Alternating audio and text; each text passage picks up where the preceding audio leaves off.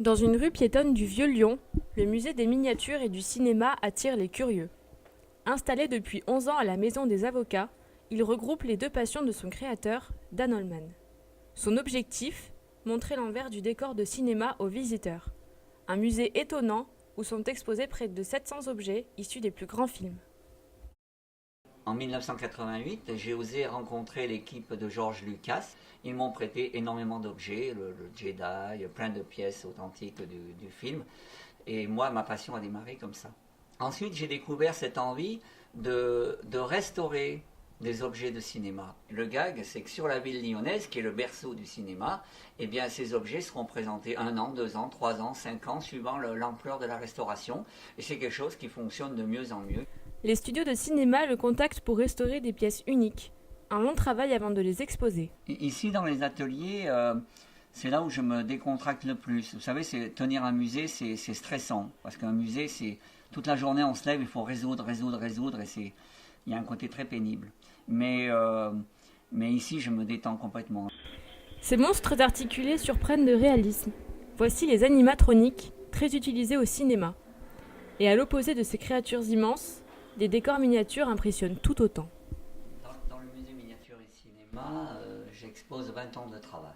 Vous savez, quelquefois, il faut 1 an de travail pour faire une miniature. C'est pour ça que j'en ai ici une 50aine. Alors donc, ce qui m'intéresse, moi, c'est les lieux qui existent déjà.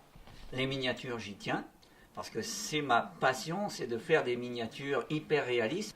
Je vois quelque chose, ça me plaît, j'ai envie de le photographier en 3D finalement, d'en faire du volumétrique. Il y a 30 autres miniaturistes qui font des choses absolument superbes.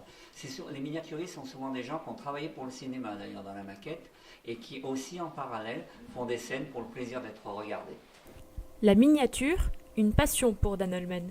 Cette technique est très utilisée au cinéma et permet de tromper facilement les spectateurs.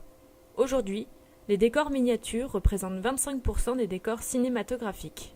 Toutes ces miniatures, elles servent dans des moments où on ne peut pas massacrer, par exemple, bousiller la réalité, ou alors elles servent pour éviter de faire des décors absolument géants.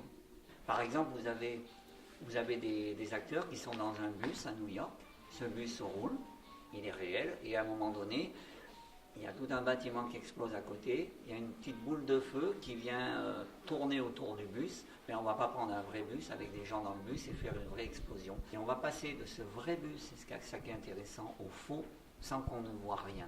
Et c'est pour le moment, c'est pour le 2 secondes d'explosion que servent les maquettes pour que ce soit trompeur. Chaque année, 200 000 visiteurs poussent les portes de ce musée unique. Ils mettent un pied dans l'univers des décors de cinéma, recréés par un passionné du faux semblant.